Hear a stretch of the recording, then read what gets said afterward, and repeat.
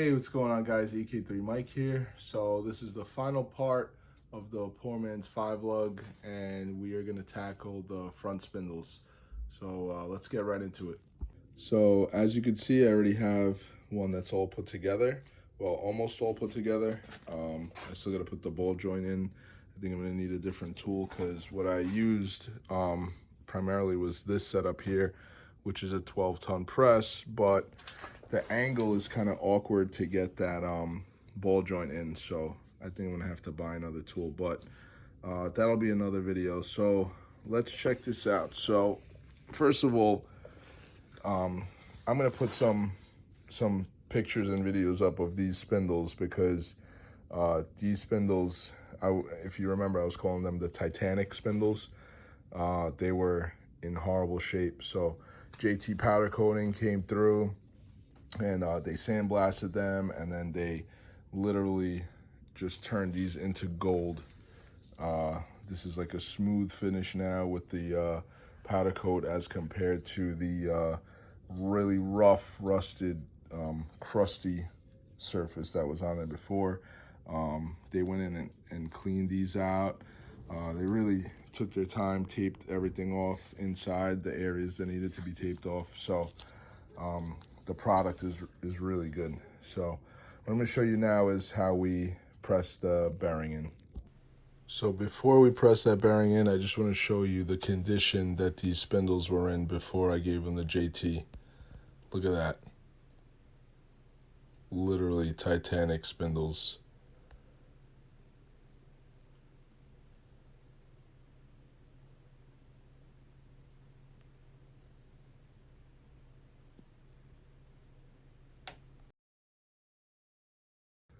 So this is what I'm using.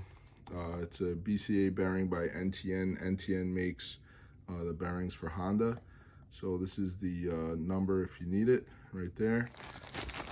All right, so check this out.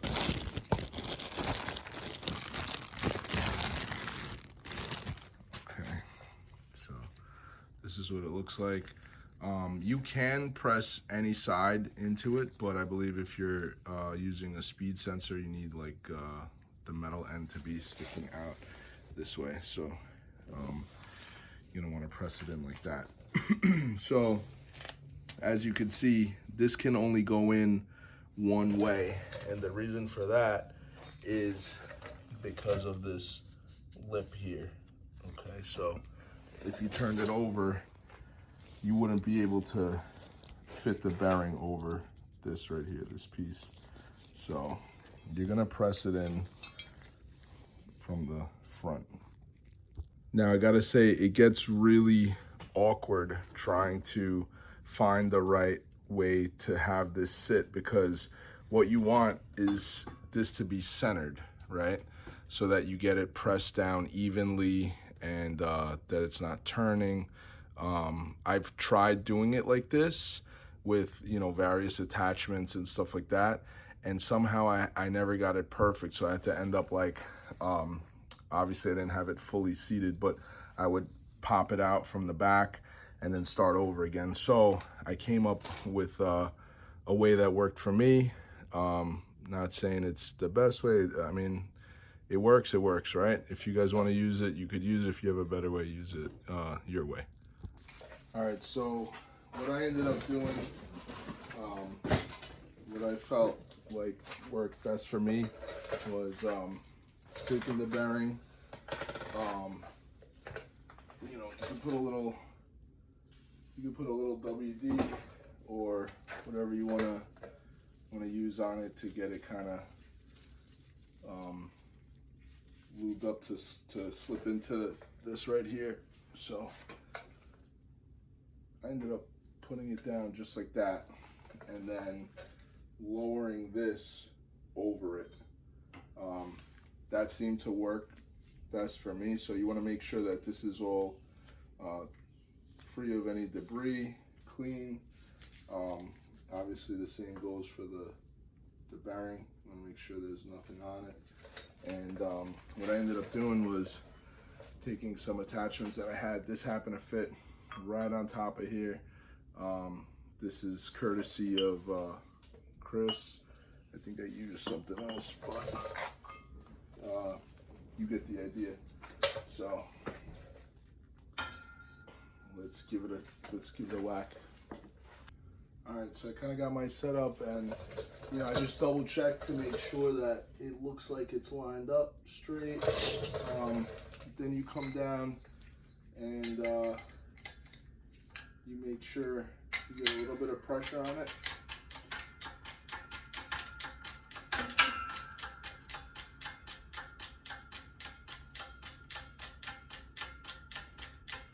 Make sure it's centered where you want it.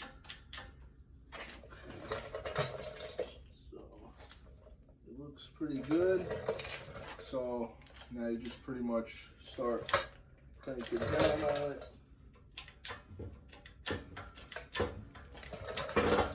And it's just moving.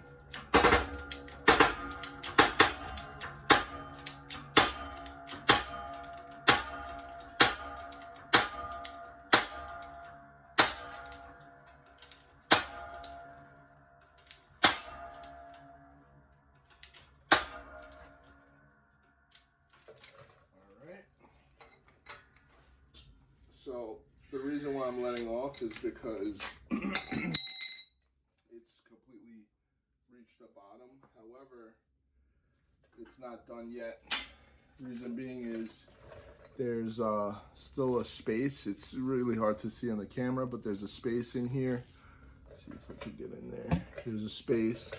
And even though this is flush, there's a snap ring that goes in here. So you're still gonna have to push down on it some more.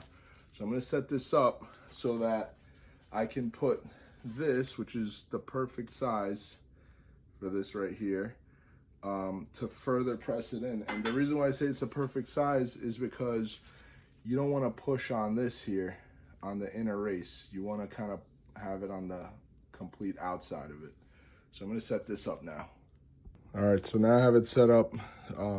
As you can see, how I was saying, it's like a weird kind of awkward way to set stuff up sometimes with this spindle shape here. But this is how I managed to set it up to just completely seat it. You don't want to go too crazy, but there is a good amount of space where it still has to go down so you can get that snap ring in. So let's just watch it. Let's watch it continue to go down. I'm gonna make sure that everything is centered the right way. And here I see that it's good, but I just want to adjust it a little more. So I'm gonna move it. So I moved it like a hair over a little bit so it's a little more centered. And we'll just continue to, crank down on it. And it should seat.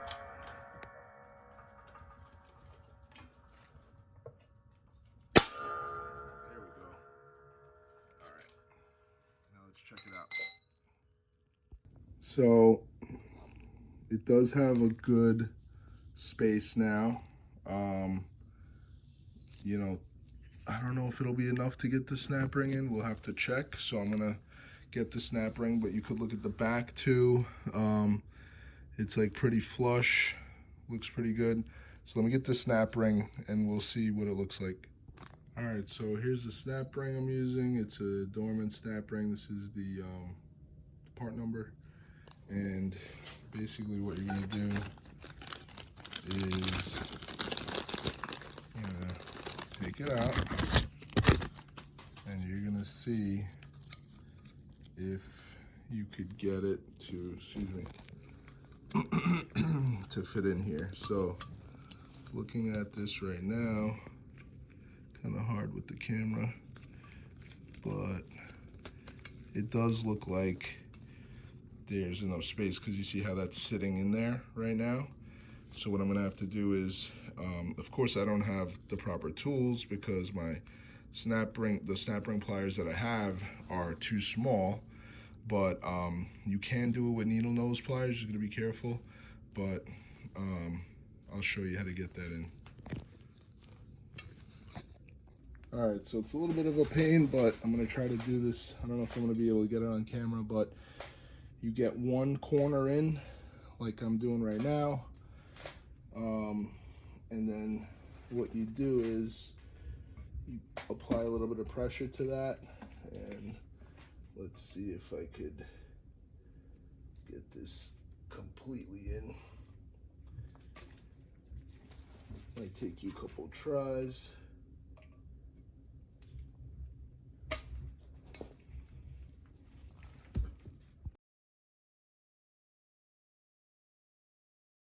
All right, so now your snap ring is in.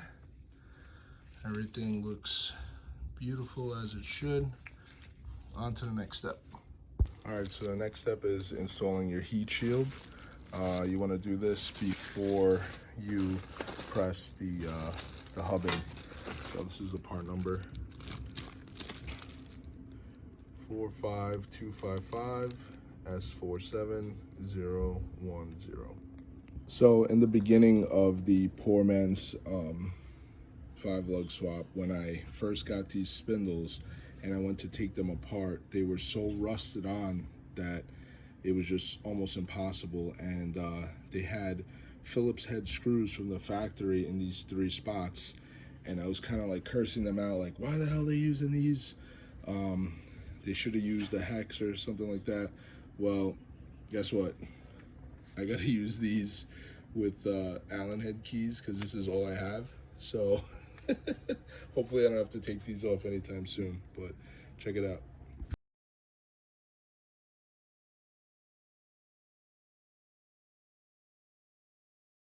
All right, so don't mind me sweating like crazy, but now we have your hub. So you're gonna take this. Big thank you to PDI Works.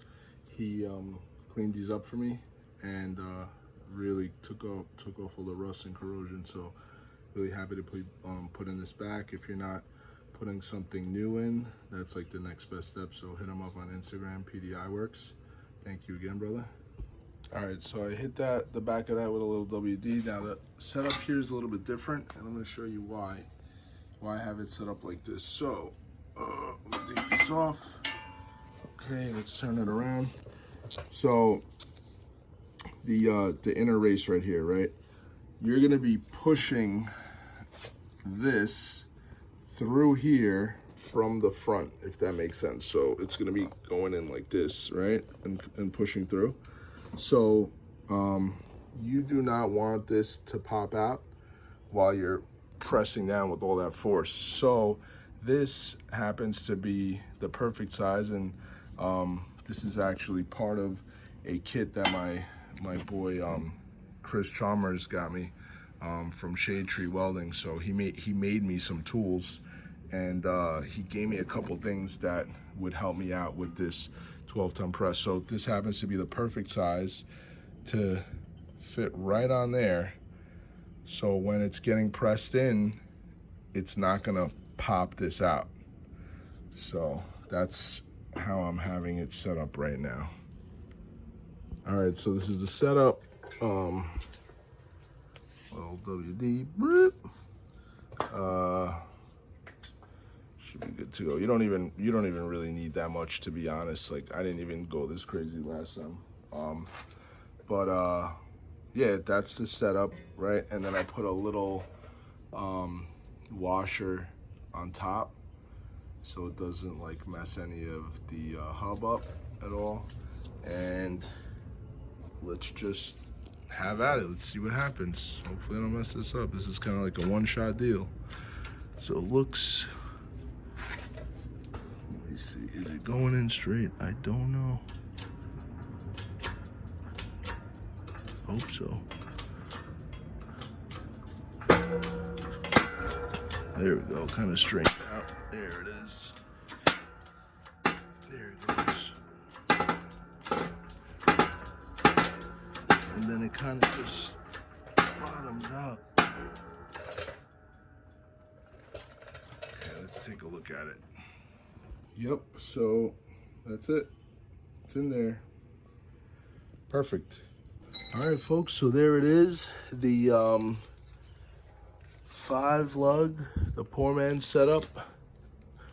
Trying to think if I missed anything. So obviously, you know, there's a lot left to put on, but I have a set of Buddy Club ball joints, and I just gotta get the tool to press those in. But yeah, other than that, you're good to go. I think I'll make another video for me pressing those in, and that's pretty much it. So you get your spindles, pop out the old bearings, have them powder coated or cleaned up however you like. Get the new bearings, press the new bearings in, make sure they're fully seated so you get the snap ring in. Once the snap ring is in, you want to put the dust shield on. After you put the dust shield on, then you could press the hubs in. Now don't forget to put something on the back so when you're pressing the hub in, it doesn't break the race out. And that's pretty much it. You'll do your ball joints, and then you could just slap the rotors and calipers on and be done. So any questions, hit me up. Thank you again to JTPowdercoating for the beautiful job on the spindles. PDI Works for the beautiful job cleaning these up, and Chris Chalmers for the shade tree welding for the tools that helped me with the 12-ton press. And yeah, any questions, feel free to ask, guys. All right, peace.